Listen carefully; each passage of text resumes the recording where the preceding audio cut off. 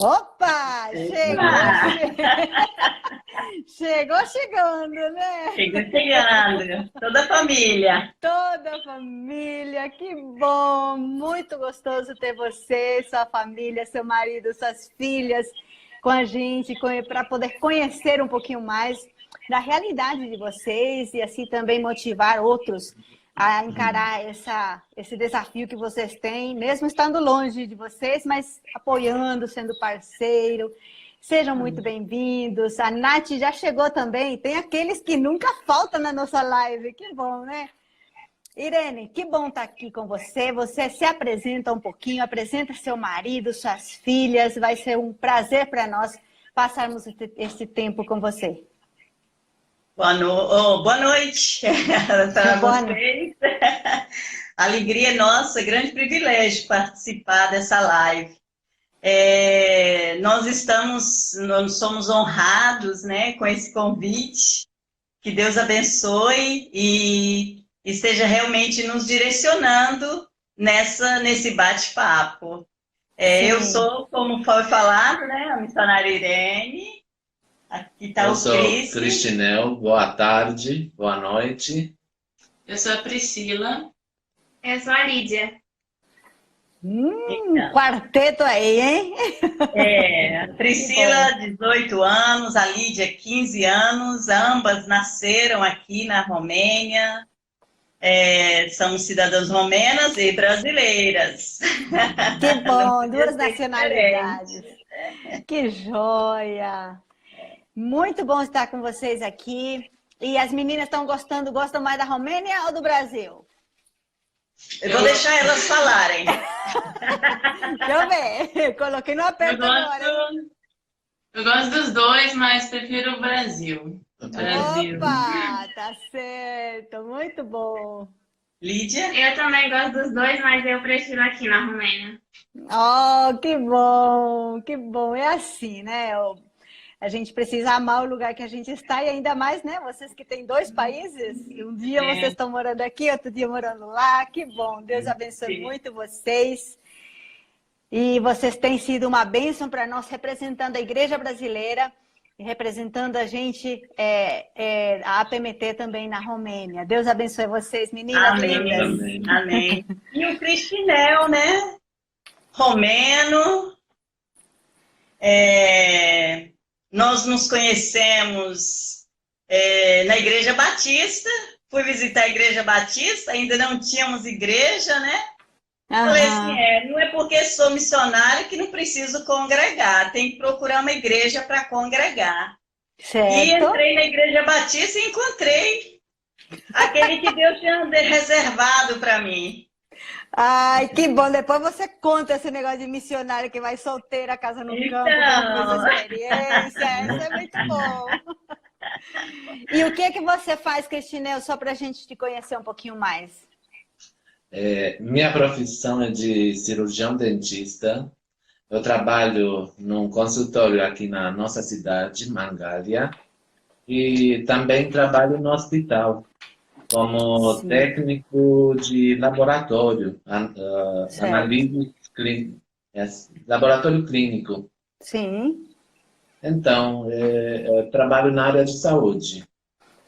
Que bênção, que bom. Família muito bonita, hein? Deus abençoe precisou vocês. passar, né, desenvolver, trabalhar nessa área também, mas porque está com problema na coluna e os médicos recomendaram ele mudar de profissão. Então, ele está trabalhando agora lá no hospital e a área dele mesmo está trabalhando bem pouco para preservar um pouco mais a coluna. Ele já tinha sido operado aí no Brasil, a coluna. Hérnia de disco cervical. E agora, novamente, começou a ter problemas. Vamos ver e esperar o que Deus vai reservar para nós. Certo, certo. Que bom. Muito bom, então. Obrigada aí. Então, vamos começar a conhecer um pouquinho mais de você também. Sim. Deus abençoe. Vocês podem, quem quiser ficar aí, pode ficar à vontade. Obrigada, meninas. Vocês aqui também estão. Tchau, tchau. Tchau. Irene, a gente sempre começa conversando com os missionários para entender um pouquinho como foi o chamado, como foi essa experiência de se tornar missionário. Sim. Então, eu sou da igreja de Aracruz, né, da Igreja Presbiteriana de Aracruz. Eu trabalhava no hospital lá, no departamento pessoal, e um certo dia cheguei na igreja, eu trabalhava também nas congregações. E o pastor Seni Tavares, Sim. eu costumo dizer que ele é o meu eterno pastor. E aí, nós retornamos da congregação e ele tinha convidado o Almi Barbosa, que trabalhava na Áustria. Sim. E o Almi estava passando, deixou uma foto lá. Vou colocar esse, vai ser melhor? Certo. E... Melhorou? Sim, tá bom. Melhor. Então, Menos barulho. Então eu tinha chegado da congregação e falei assim, peraí, eu preciso ver o que está acontecendo aqui. Sim. E o Almi tinha colocado a foto de um senhor e parou aquela foto. E eu falei assim, mas quem é esse? E ele começou a falar, olha, se ele morrer, quem vai ficar no lugar? Eu falei, onde? Uhum. Então, ele começou a falar um pouco mais, que ele trazia Bíblias para a Romênia na época do comunismo. Ele conseguia entrar com Bíblias no país e não era parado. Abriu o carro e as polícias de fronteira não viam as Bíblias. E ele entrava, entregava as Bíblias e tinha um senhor que recebia essas Bíblias dele. E quando ele foi no Brasil divulgar o trabalho, ele levou a foto desse irmãozinho. Ele morava em Aiud, é uma cidade aqui também, na Romênia, né? E eu falei assim, eu quero ficar no lugar desse velhinho quando ele morrer. Você tinha quantos anos? Eu já tinha 28 anos. 28 não, 27 anos. Sim. E aí eu falei assim, eu vou ficar no lugar dele. Quando ele morrer, eu quero substituir. E aí foi quando ele falou assim, não é assim, você precisa primeiro se preparar, precisa falar com o pastor. Aí fui falar com o pastor Seni. E o pastor Seni falou assim, Irene, vamos esperar. Isso geralmente quando um missionário vem, a gente tem muita vontade de ir para onde ele está, quer fazer o trabalho. Vamos esperar acalmar um pouco, você trabalha lá no hospital. Aí eu falei assim, então tá bom. Ele me deu 3 meses. Ele falou, se não abaixar esse fogo aí no seu coração por missões, a gente vê o que faz. Eu falei, tá joia. Sim. E voltei pro trabalho. Um mês depois eu voltei, pastor Seni, tá piorando, eu já não me sinto bem lá no hospital. Ele falou assim, Irene, vamos esperar um pouco mais, mas dá mais um mês. Eu fiquei mais um mês. Mas eu já estava falando no hospital que eu ia sair, que eu ia para o seminário. E o pessoal falou assim, nossa, que doideira.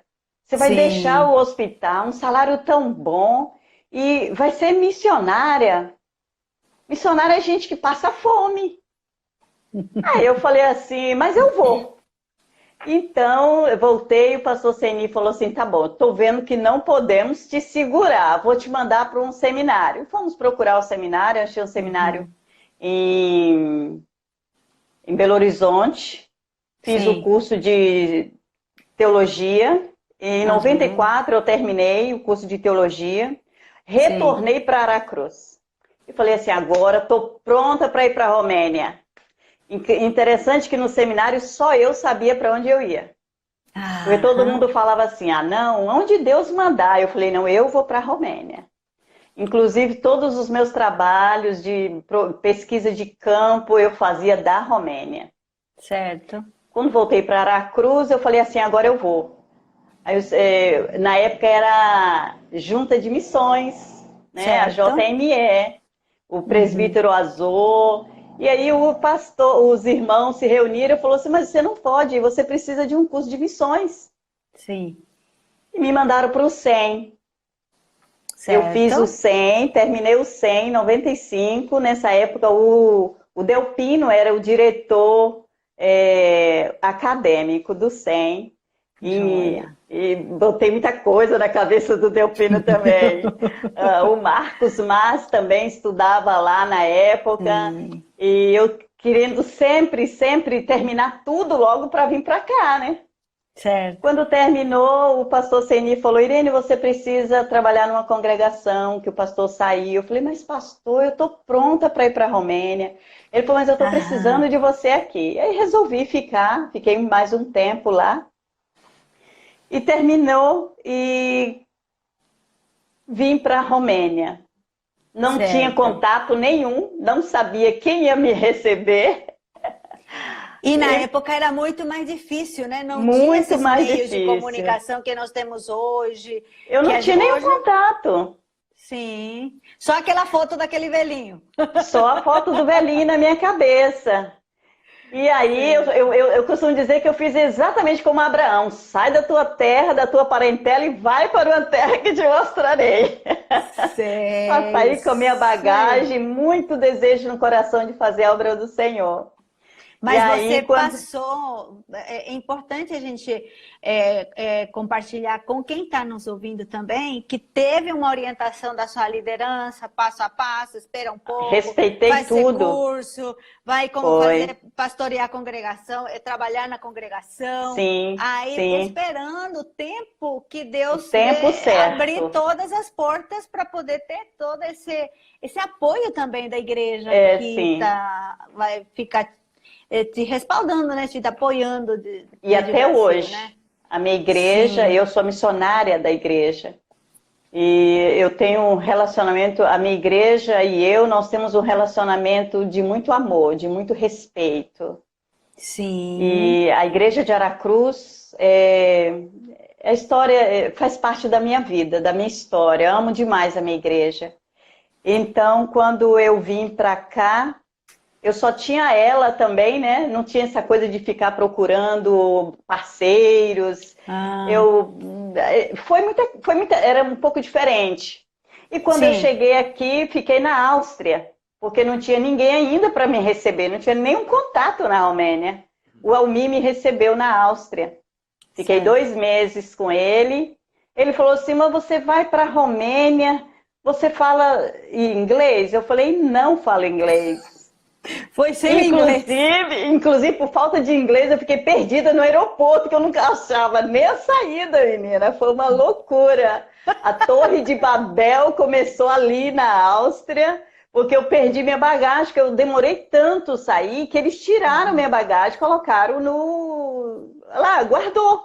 E para recuperar minha bagagem? Eu não sabia falar inglês. Apareceu uma moça que falava italiano e eu falava espanhol. E a gente se comunicou e eu consegui recuperar minha bagagem. O Almir já estava lá fora 2 horas me esperando, desesperado, sem saber o que aconteceu comigo no aeroporto.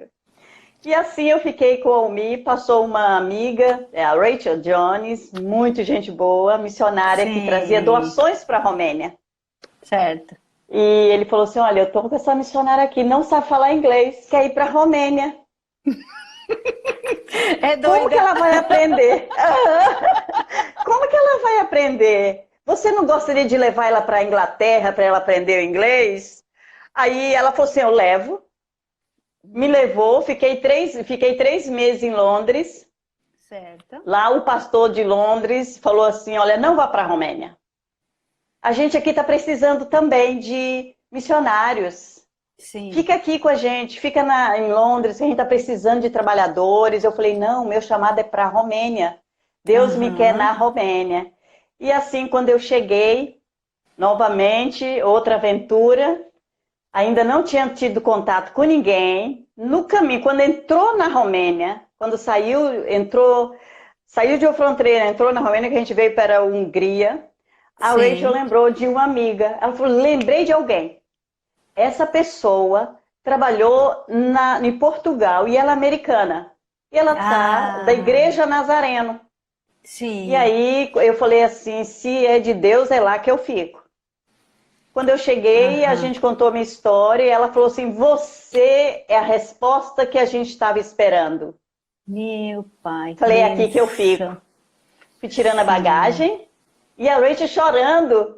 porque ia me deixar para trás. E eu falei, não chore, que eu estou ficando onde eu quero. Certo. Então, assim, eu comecei trabalhando lá com os nazarenos, fiquei um pouco de tempo. Então, quando eles me disseram para começar uma igreja nazareno em Mangalha, em Constança. Não acharam lugar em Constança, compraram em Mangalha uma casa, um apartamento. Certo. Eu falei assim, olha gente, vocês querem que eu comece a igreja nazareno, mas Deus me trouxe para aqui para a igreja presbiteriana. E o meu coração quer começar essa igreja. Eles disseram, então nós não vamos começar a igreja nazareno, você começa a igreja presbiteriana aqui usando o nosso apartamento. Olha, que bênção. Deus encaminhando assim tudo. Tudo. E assim a gente começou lá na igreja Nazareno. Depois veio o pastor Gilberto também, né? Sim. Aí já começa uma etapa já com mais gente, né, para te dar essa eu comecei assim com um projeto sobre aborto, né? A Romênia, na época, era um lugar onde estava... Irene, só um pouquinho, depois a gente vai falar um pouquinho mais de projeto. Vamos devagarinho aqui para que a gente possa entender um pouquinho mais essa sua caminhada. Sim. Mas é muito gostoso ver como Deus foi abrindo as portas no tempo certo. E vamos também dar boas-vindas para todos os que estão chegando agora. Eu estou conversando com a Irene Bacano, com o Cristi, também que é o marido dela. Nós já falamos com as duas filhas. Eu sou Emma Castro, sou missionária da APMT e estamos conhecendo aqui um pouquinho mais dessa família linda, conversando um pouquinho com eles. E nós queremos também falar um pouquinho, Irene, que você conte um pouquinho para nós quais foram as dificuldades que você enfrentou quando você chegou no campo. Porque também você foi aprender um pouquinho de inglês, mas aí se fala romeno, como é que foi isso? Não foi suficiente, né?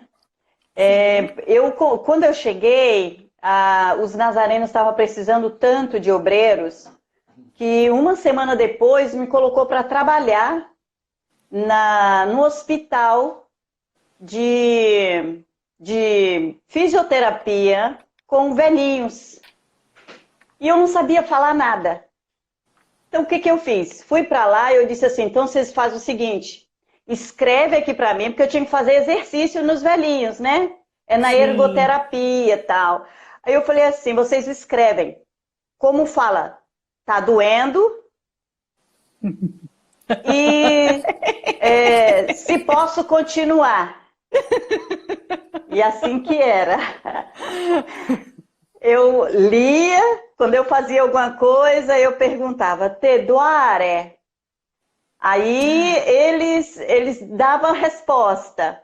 E assim que eu comecei com um bilhetinho na mão, correndo atrás de tudo. Deu um jeito, né? Deu um jeito, menina. A gente sempre dá um jeitinho, né? Então, a minha maior dificuldade foi, acho que sempre quando você é o primeiro, você tem maiores dificuldades, né? Mas eu tive uma certa dificuldade só nisso, a nível do idioma mesmo, e eu não parei para estudar o romeno. Eu nunca tive uma aula de romeno. Nunca parei assim com uma pessoa, então eu fui aprendendo no dia a dia. Eu aprendi com as crianças ciganas, que também trabalhei com elas lá em Bucareste, e com os velhinhos. Eles foram os meus professores no início. Que bom! A dificuldade que eu tive também, primeiro, a dificuldade financeira. Aqui na Romênia, Deus sempre proveu todas. Mas voltando um pouquinho lá no Brasil, quando eu fui para o seminário, a igreja era muito fiel, ela mandava o dinheiro. E eu ficava com vergonha de usar o dinheiro da igreja. Eu sempre trabalhei assim fora, né? Você trabalhou no hospital de quê? Eu era encarregada de departamento pessoal. Sim. recursos Contratada. humanos. Sim, Eu recurso humano contratada. era, assim, era eu que admitia, fazia um bocado, era eu que era na chefia dos recursos humanos. Certo. E aí quando eu cheguei lá, fiquei precisando de coisas e o dinheiro guardado, eu com vergonha de usar o dinheiro que a igreja mandou. Aí foi quando o pastor Ceni descobriu que eu estava passando necessidade por não usar o dinheiro. Aí ele falou assim, Irene, você tem que ver que você tem outra realidade agora. Você está fazendo a obra do Senhor. Aham. E Deus está sendo fiel, enviando o sustento. A sua vida daqui para frente, você tem que saber que tudo vai estar sendo diretamente do Senhor. Sim. Deus chama e Deus provê. Certo. E aí, quando eu cheguei aqui, uma outra dificuldade, agora voltando já para a Romênia, uma outra dificuldade que eu tive, que eu fui trabalhar logo com americano, né? E americano é muito organizadinho. Organizado. Uhum. E a gente não tinha muita organização, assim, né? A gente era mais, assim, a fé, o amor. Se o amor falava tudo. Aí um dia eles me chamaram, falaram assim, Irene, precisamos fazer um contrato de voluntário com você. Todo mundo me perguntando. E falou assim, escuta, se você tiver um acidente, quem vai te ajudar? Eu falei, não sei. Aí ele falou assim, mas se você estiver atravessando uma rua, um carro te atropelar. Eu falei, nossa, esse pessoal não é nada... Não é nada crente, gente. Que falta de fé. Eles disseram assim, se o carro te atropelar, você ficar com amnésia, Oh, meu Deus. quem que a gente vai entrar em contato? Eu falei, não se preocupe, isso não vai acontecer. Gente, olha, eu passei muitas coisas e uma das coisas assim que eu passei, umas dificuldades que eu tive aqui, quando eu cheguei o país ainda tinha, porque o comunismo caiu em 85, né? 89. Sim. E eu cheguei aqui em 97.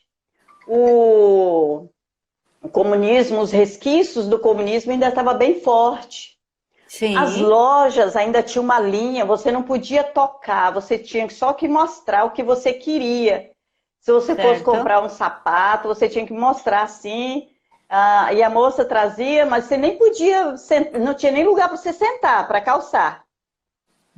Era em pé e você tinha que dar o seu jeito. E fui no Brasil uma época, um ano depois que meu pai adoeceu, voltei no Brasil, né? Meu choque, eu tive choque não aqui e tive choque no Brasil quando eu voltei. Porque eu fui comprar uma irmã falou assim, Irene, um dinheirinho para você comprar um sapato ali, abençoado, quero te abençoar com a sandália. Eu peguei, fui numa sapataria. A moça sentou na minha frente e foi colocar o sapato no meu pé. Eu perdi o costume. Na hora que ela botou a mão no meu pé, eu dei um tapa na mão dela e puxei o pé. Aí ela falou assim, calma. Eu falei, desculpa, menina, desculpa, eu não quis fazer isso.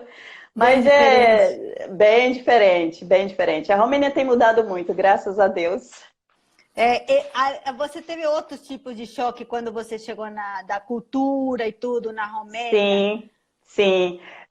Um dos choques, né, que eu tive poucos choques, porque eu já vinha para aqui, querendo ficar aqui. Tudo era bom. Tudo para mim era bom.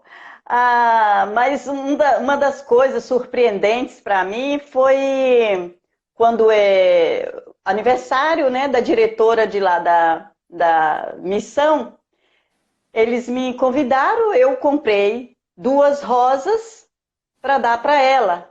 Sim. E eu coloquei uma blusa preta. Sim. Peguei o ônibus, eu morava 1 hora de distância do lugar onde a gente trabalhava. Tinha que pegar ônibus e metrô.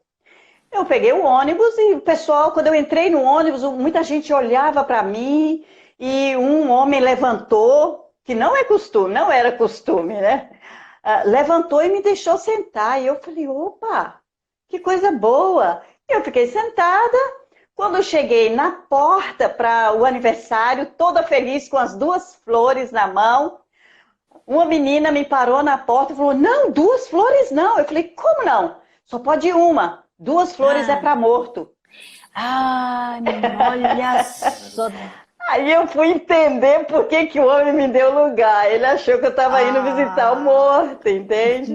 Porque aqui na Romênia eles têm muito respeito para os mortos. Oh, tem muita tradição. Interessante. Que interessante, né? Então, com certeza, você foi aprendendo também algumas coisas. Fui aprendendo. Diferentes. E depois o Cris já se encarregou de dar essas aulas mais particulares, né? Que joia! Ele não ouviu. Que eu fui aprendendo as coisas devagar. Estou falando, Cristi, que você foi depois sendo professor dela, foi ensinando para ela com muita paciência, muita coisa. Eu tentei fazer, mas graças a Deus, quando conheci ela, ela já sabia falar romeno muito bem. Então, não tive tanta dificuldade de comunicação. Fala um pouquinho alguma coisa em romeno para nós. Conta assim, manda um abraço para o pessoal que está nos assistindo. Fala alguma coisa. Falar em romeno. Sim. Em romeno, só para a gente ouvir a sonoridade da língua. Entendi. Bună seara pentru toți. E o bucurie pentru mine să fiu aici, acum, să vorbesc pentru voi și în fața voastră. Dumnezeu să vă binecuvinteze și vă trimit o îmbrățișare de aici, din România. Acum zi em portuguesa. Eu falei que é uma alegria para mim ficar aqui na frente de vocês, falar com vocês. E estou mandando um grande abraço para todo mundo daqui da Romênia. O Cristian é o nosso tradutor, menina, aqui. Quando vem brasileiro, ele que faz a tradução. Ah, que bom. Ele também aprendeu português com você? Começou comigo, né? Porque ele não queria. Aí depois que nasceu a Priscila, eu conversava com a Priscila em português e ele não entendia. Ele falou, mas o que é isso? Eu não estou entendendo o que a minha filha está falando, eu vou aprender o português. Ai, que bom. A Raquel aqui está perguntando se vocês falam português em casa ou romeno. É mais português que a gente fala. Sim. Mas é português e às vezes uma mistura só. Ai, também, né? Na hora da raiva, assim, não pensa... Sai uma palavra em romeno, uma palavra em português, e às vezes você está falando em romeno, tendo certeza que você está falando português. Ai, acontece, porque né? tem muitas coisas muito parecidas. Que bom. Ô, Irene e Cristi, a gente está assim, muito rápido, sempre o tempo da live é muito rápido, meia hora a gente conversando sobre essas histórias, muito legal ouvir o dia a dia de vocês, estas experiências que vocês passaram, com certeza são experiências muito boas, o pessoal está comentando aqui que estão gostando muito de ouvir vocês. Agora a gente gostaria de falar um pouquinho sobre o projeto de vocês, da sua chegada, Irene, e Cris também, se quiser participar, pode ficar à vontade. Vamos conversar um pouquinho dessa primeira etapa e depois nós vamos falar um pouquinho também do tempo que vocês ficaram no Brasil e o retorno de vocês para lá. Certo. A minha... É muita coisa para pouco tempo. Então... vou resumir. Quando eu cheguei, por ser pioneira, a gente ainda não tinha, né, igreja presbiteriana. E aí eu teve um pastor da Igreja Batista que estava retornando para o Brasil, porque a esposa dele teve um problema de depressão e ele teve que retornar. Sim. Ele tinha documentações de uma fundação, chamava Fundação Amadeus. Sim. E ele falou assim, eu posso vender documentação para você. Eu falei, ótimo, vou comprar. Ele me deu o preço, $200. Quando a gente estava lá no cartório, para ele me passar a documentação, ele falou, olha, eu não quero mais dinheiro, vou te dar de graça. Eu falei, ótimo. Só. E com esse documento em mãos, com toda a documentação, com o estatuto, tudo já pronto, nós viemos para Mangalha. E como a Romênia era o primeiro lugar, né, a nível de aborto, Deus colocou no nosso coração trabalhar com na conscientização contra o aborto. Sim. E eu fiz um projeto, levei para a prefeitura porque eu precisava. Se eu estava saindo dos nazarenos, quem me dava o visto eram eles. Então, se eu estava saindo dos nazarenos, eu precisava de alguém que me desse visto. Antes, o visto a gente fazia de 6 em 6 meses. E aí eu fui à prefeitura daqui de Mangalha com a documentação e com um projeto. Conheci o prefeito. Até hoje a gente tem um bom relacionamento com o prefeito, graças a Deus. Com esse prefeito. Ele agora é deputado.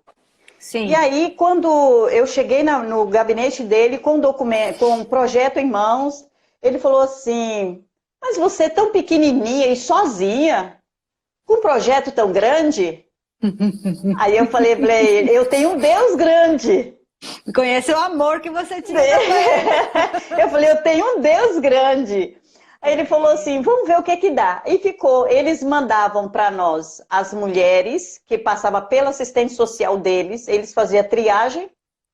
Quando mulheres iam para lá fazer aborto, eles falavam, olha, tem uma fundação que ajuda mulheres que querem fazer aborto. Essas mulheres vinham para nós.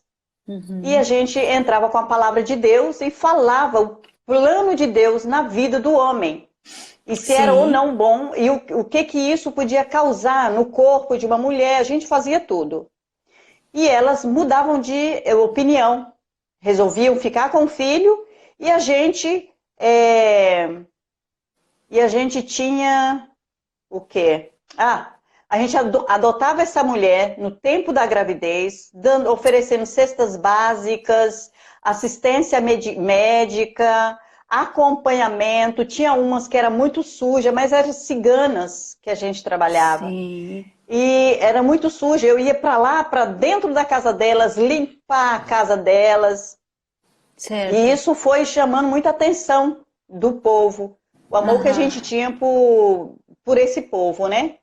E quando eles tinham um bebê, a gente continuava com esse bebê até 1 ano. Por que até 1 ano? Porque essa mulher agora, ela já saía com um curso de corte e costura. E a gente tinha contato com a fábrica para colocar essas mulheres como funcionárias. Então faziam um trabalho antes, assim, adotavam as mães e durante a gravidez, até o bebê completar 1 ano. Isso. E ainda encaminhavam as mulheres. Aquelas que queriam, decidiam. Aquelas que queriam trabalhar, a gente achava. E sem contar que muitas vinham para nós, não tinha nem certidão de nascimento. Até para algumas mulheres a gente fez certidão de nascimento. Elas não existiam, né? Para o governo. E depois é importante só destacar, Irene, que Romênia, como é que é a questão social na Romênia? Só para que as pessoas entendam, é um país da Europa e tudo, mas é um país... É um país da Europa, é um país onde o povo é muito culto, o povo estuda muito, os romenos. Mas a gente tem um outro povo, que são os ciganos. Ciganos nascidos na Romênia, que também tem a identidade de romeno. Certo. Então, são esses que saem, muitas vezes vai para a Europa, para outros lugares, e vão pedir na rua, vão roubar. Então, entra toda essa imagem negativa para o povo romeno. Sim, entendi. Mas o povo romeno em si é um povo que é muito voltado para a cultura, muita música, um povo que gosta de ler, um povo que é entrosado. Certo. E ao mesmo tempo tem pobreza, muita pobreza, mas a gente não consegue ver muito essa pobreza entre os romenos. Porque quando sai nas ruas, a pessoa está muito bem vestida. Mas às vezes em casa não tem o que comer, não tem o que se alimentar. Alguns pais, mesmo sem muita condição, não deixam o filho sem ir para a escola. Sim. É um povo que é voltado para isso. Certo. E aí, Vocês continuaram com esse projeto com essas mulheres? A gente E continuou. Eu lembro, Irene, que a gente até publicou e teve uma mala direta da história de uma dessas A meninas, Priscila, da Priscila, que foi salva. através desse projeto. A mãe decidiu não abortar, ela foi uma mulher adotada e aí nasceu a Priscila, né? Foi. Essa mulher, ela tem uma história com a gente diferente. Ela é amiga nossa. É a Lala. Ela veio para a igreja e um dia nós estávamos fazendo a reunião com mulheres e mostrando um filme sobre aborto. E ela chorava muito. Chorava. E eu falei assim, gente, o que está acontecendo? No final fui conversar com ela, né? Ela falou assim, olha, eu fiz 22 abortos. Eu queria saber se existe perdão para mim. E aí a gente começou a falar que existia perdão para ela. Ela aceitou Jesus. Depois de 9 meses que ela aceitou Jesus, ela ficou grávida do 7º filho, que é a Priscila. E aí na família dela, todos falavam, aborta! Para que ter mais um filho? Para passar fome, passar necessidade? Ela é cigana. E aí ela falou assim, eu vou conversar com a dona Irene. O que ela me falar, eu vou fazer. Olha. Ela veio conversar com a gente. Nessa época já estava o Gilberto e a Solange também. Sim. E sentou eu e a Solange, fomos conversar com ela. E ela resolveu ficar com o bebê. Quando ela decidiu ficar com o bebê, ela foi muito criticada. Mas quando a menininha nasceu, ela colocou o nome de Priscila em homenagem à minha Priscila. Olha que lindo. Em homenagem à minha Priscila. É um povo muito, muito assim, abençoado, a família toda. Hoje todos eles estão na Alemanha. Estão trabalhando, mas faz parte do grupo de WhatsApp da igreja. A gente está sempre sabendo de tudo deles. Que bom, continua mantendo contato. Sim. E teve outro caso, que é da Tietília, uma cigana, muito gente boa também. A gente fez alfabetização com essas mulheres, no período que elas estavam no projeto. Aquelas que não sabiam ler, a gente começou a fazer alfabetização. A Tietília me procurou e falou assim, dona Irene, eu quero saber o mistério que tem atrás das letras. Eu falei, como assim? Ela falou, eu não sei ler, eu quero saber o que é aquilo lá, o que é. Aí a gente ajudou a Tietília e no dia que ela foi casar, que ela vivia com o marido já há 30 anos, sim. No dia a gente falou, agora você tem que casar, Tietília. E ela foi casar. No dia ela me chamou para eu ser a testemunha do casamento, no civil. Na hora de assinar, a pessoa da prefeitura falou, pode colocar o dedo. Ela olhou para mim, riu e falou para a mulher, não, eu vou assinar, porque eu sei ler. Ai, que lindo! Transformação total, né? Assim, lindo demais. Então a gente trabalhou, teve esse primeiro projeto, né? E depois a gente também teve outro projeto, que é a alfabetização de crianças turcas, que se chamava o projeto Minha Chance. Sim. Nesse projeto, eu só escrevi o projeto, mas fui para o Brasil na época. Ficou só à vontade de participar. Quem participou, quem fez esse projeto foi o Gilberto e a Solange. E eles conseguiram integrar várias crianças na escola. Ah, tá. O projeto durou pouco tempo, durou 1 ano e meio. Sim. Porque o governo começou a oferecer dinheiro para as crianças para a escola, então aqueles que mesmo que não queriam nada com a escola, foram para a escola para receber dinheiro do governo, né? Então ficou assim. Sim. E aí vocês vieram no Brasil? Sim, em 2015. Não, aí a gente fez esse projeto, mas em 2015 eu tinha um sobrinho que ele foi assassinado. Foi problema de drogas. E Deus começou a me inquietar muito. Certo. Eu falei assim, nem todo mundo merece passar a dor que a nossa família passou, né? Certo. E aí eu fui para o Brasil. Quando cheguei no Brasil, eu fui para o Brasil para começar um projeto contra o uso de entorpecentes. E nós começamos o projeto em Morobá, numa congregação da nossa igreja. Esse é o projeto Minha Chance no Brasil? Isso aí eu não coloquei aqui, eu não participei daqui, participei de lá. Olha, eu cheguei lá com um projeto pronto e em busca de gente para trabalhar, em busca de ajuda financeira. Fomos para a prefeitura enrolou muito a gente, mas de repente Deus começou a levantar dentro da nossa igreja de Aracruz voluntários. Nós tivemos pessoas que abraçaram esse projeto. Eu tenho a minha cunhada Cida, que agarrou de toda... Ela disse que eu estava realizando um sonho dela, de participar de um projeto assim. E de que se tratava esse projeto? De que se tratava esse projeto? Esse projeto era... Nós oferecíamos aulas de música para as crianças. Era música, violão, piano. Priscila foi uma das professorinhas de lá, de piano e teclado para as crianças. Foi uma das voluntárias. Sim. Nós tivemos aula de violão. Vários irmãos da igreja assumiram esse papel de professores voluntários. Sim. Tivemos aula de grafite, que tem o Coqui, que é um menino abençoadíssimo, o Coqui. Ele hoje está fazendo IBEL. Gente, esse menino está em patrocínio, ele é uma bênção, ele é um artista. Então, o Coqui era o professor de grafite.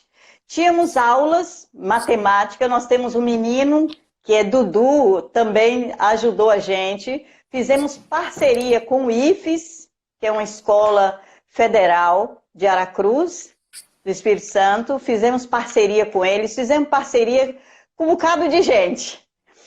Aí, com o esporte. E uma coisa que foi... Muitas coisas nesse projeto, foi muito lindo. A forma que Deus trabalhou, ele começou a crescer muito rápido.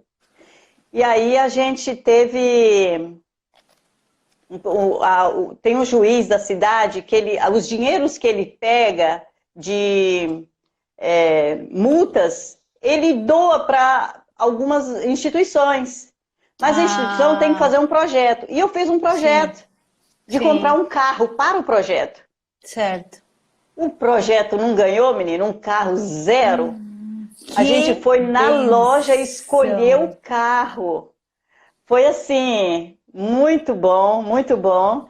E todas as nossas crianças saíram de lá, eles tinham uniformes. Essas crianças eram, você fala assim, de 7 a 14 anos, que 7 a 14.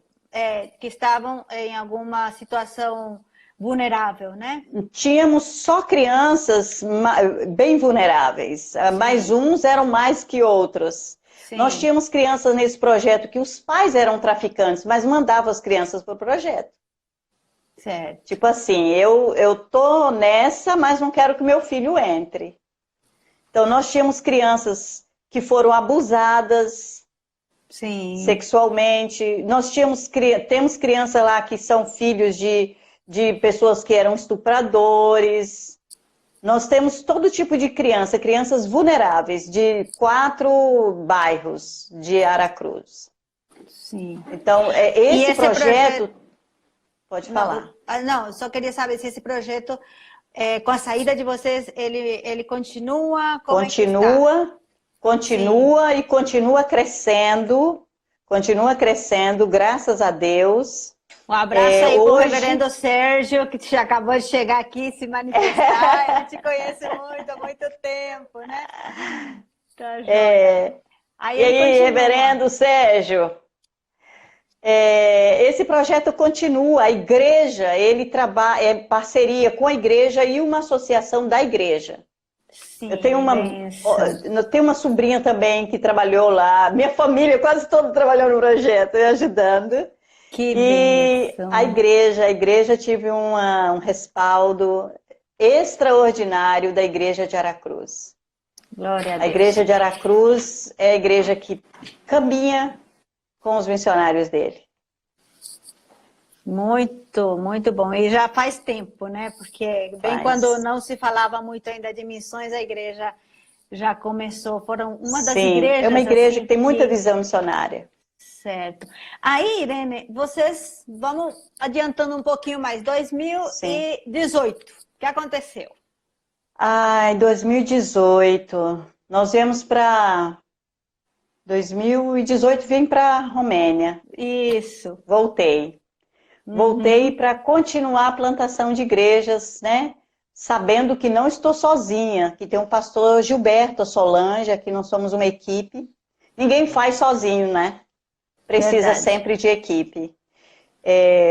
Nós temos a igreja já, uma primeira igreja, que tem sede própria aqui em Mangalha. E estamos Sim. com uma segunda igreja, estamos na plantação de uma segunda igreja e um grande desafio. Porque a gente não quer só uma igreja lá. Esse lugar não tem presença de igreja evangélica, nós seremos os pioneiros. Esse daí é um projeto novo que está começando. É um projeto que está começando. Porque já tem uma igreja plantada em Sim, Mangalha. em E Mangalha. agora vocês estão abrindo, Plantando a segunda. começando a segunda, certo? Sim. Nesse lugar, a gente quer não só a igreja, mas um centro de convivência, onde Sim. nós estaremos oferecendo cursos, projetos para a comunidade. É uma comunidade em que as crianças de lá são reconhecidas como crianças órfãos de pais vivos. Por quê? Porque muitos pais vão para outros países e deixam os filhos com os avós. Entendo. São os avós que estão criando, a maioria. Na realidade, aqui na Romênia, tem essa nova geração que dizem, né? São crianças órfãos com pais vivos, porque eles saem muito para outros países. E essa cidadezinha fica a 7 quilômetros daqui. O que chamou a atenção para fazer esse projeto lá, e a gente já está trabalhando, a gente já começou a construção, paramos por falta de dinheiro, mas a gente já começou a construção e a gente usa lá para fazer acampamentos. Enquanto não terminar a construção, a gente está usando acampamento de barracas. Ótimo. O lugar fica em frente para um lago que se encontra com o Mar Negro. É lindo. E de vez em quando a gente vê os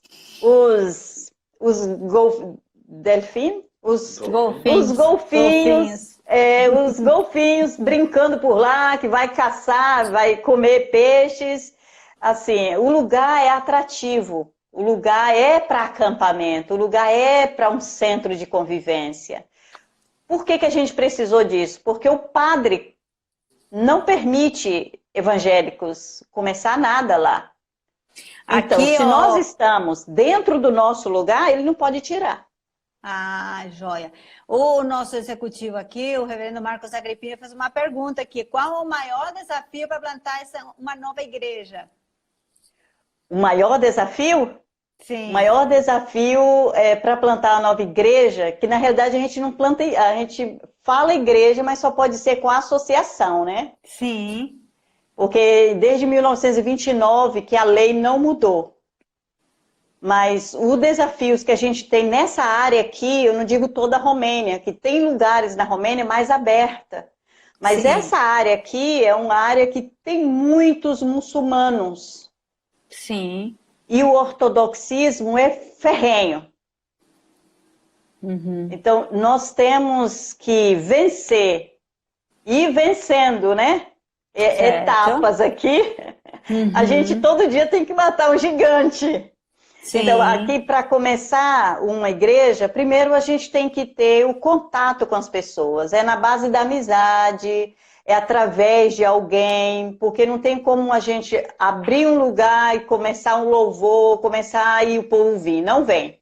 Certo. Primeiro porque tem muita mentira na cabeça das pessoas com relação às igrejas evangélicas. Sim. Na época do comunismo, surgiu um comentário que os crentes, na realidade eles chamam a gente de pocaítes, ou seja, os arrependidos, pejorativamente.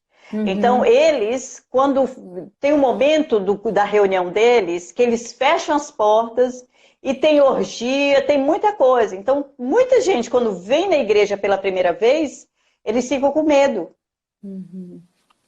Então, Teve uma senhora que entrou na nossa igreja e ficou na cadeira de perto da porta. E eu falei, vem mais pra cá. Ela, não, aqui tá bom. E aí, quando terminou o culto, eu fui conversar com ela. Ela falou assim, sabe por que eu fiquei aqui? Eu estava esperando vocês fechar a porta. Se vocês fechassem essa porta, eu corria. Eu falei, mas por quê? Ela falou, não, porque eu sei... ia apagar a luz. Porque eu ouvi falar que vocês fazem um bocado de coisa errada durante. Então, tem muitas mentiras. Então, você só pode se aproximar assim, a nível de amizades. Certo. O Salazar também ele fez uma pergunta. Qual o impacto da época do comunismo na igreja? A igreja na Romênia, ela sofreu muitas perseguições.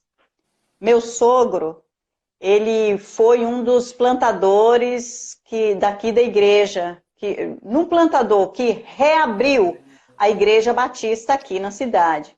Porque na Segunda Guerra eles confiscaram os templos. Sim.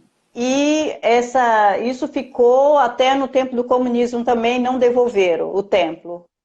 E os cultos que eles faziam,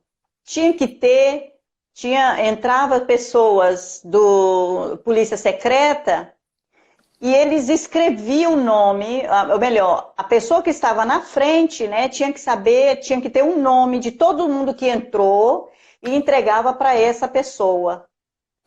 E essa pessoa levava mais para frente, no dia seguinte, já para o chefe deles, né, para saber quem está frequentando aquela igreja. E às vezes até o culto, até o texto que ia ser pregado tinha que ser anunciado. Nós temos aqui um muito conhecido, né, um irmão que foi muito maltratado, foi preso, o Richard Wurmbrand. Sim. E não só o Richard Wurmbrand. Eu conheci pessoas em Timișoara que eles foram presos e forçando eles a renegar a fé. Então, certo. O comunismo, ela ainda tem alguns resquícios. Certo. Pouquinhos, mas ainda não muito forte. Tem. Bom, nós temos aí só 5 minutos mais. Que pena, né? Foi muito rápido o tempo. Nem 5, acho que já tá 5 minutinhos. Mas o pastor Marcos tem uma pergunta aqui para o Christian. Ele está perguntando assim, o que o brasileiro precisa fazer para ser um missionário bem-sucedido na Romênia, segundo o teu olhar ou a tua experiência? Eu já li essa pergunta e estava pensando o que seria missionário bem-sucedido. Eu acho que o importante é obedecer à vontade de Deus.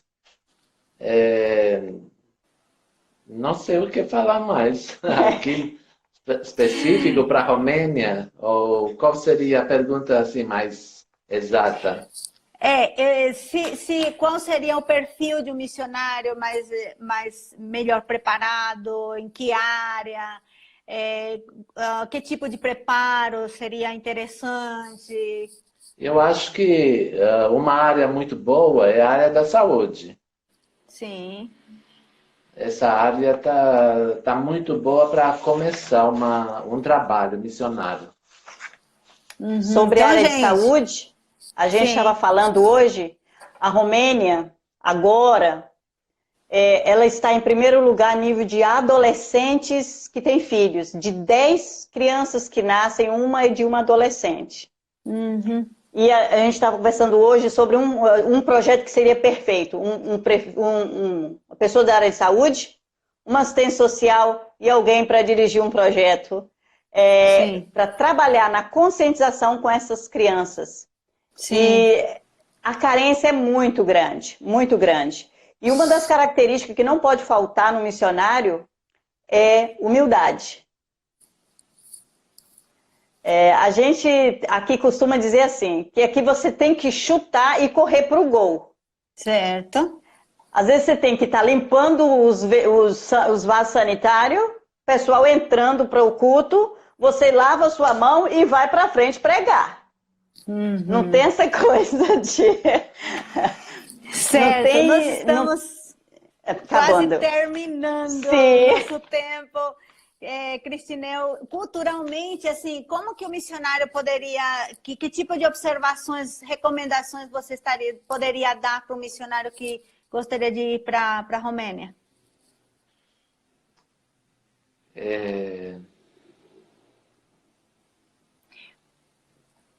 De estar aberto. Recomendações de preparo. De cultura, de aprender a observar. Sim. Comida, relacionamentos. Sim, tem que ser preparado para comida bem diferente do Brasil. Aqui não tem aquele feijão marrom, né? Marrom preto.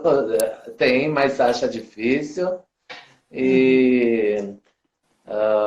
Mas comida tá boa, tá muito boa. Tem as famosas sarmale, charuto. Que bom! É comida tradicional, árabe também, mas na Romênia virou comida de festa. Então vamos aprender a comida da Romênia, né? Que bom. Falta um minutinho, Irene. Manda seu abraço, dá seu recado para quem está nos ouvindo, que nós já estamos terminando. Eu quero agradecer as pessoas que nos acompanharam, aqueles que estarão vendo depois. Uma mensagem aí para os vocacionados: não deixe que nada venha sufocar o seu chamado. Coloque-se sempre na presença de Deus. Uma palavra para os pastores e liderança: nunca deixe o seu missionário. A pessoa que está vocacionada precisa, desde o início, ser acompanhada, ser auxiliada. Quando for para o seminário, procura o seminário junto com ele. A gente tem agora um seminarista em 2021, se Deus quiser, a gente vai estar mandando um seminarista, vai para Edimburgo. Então, o missionário, ele precisa, o vocacionado, né? Precisa caminhar junto com a liderança da igreja e não ser deixado. Nunca. Obrigada, muito obrigada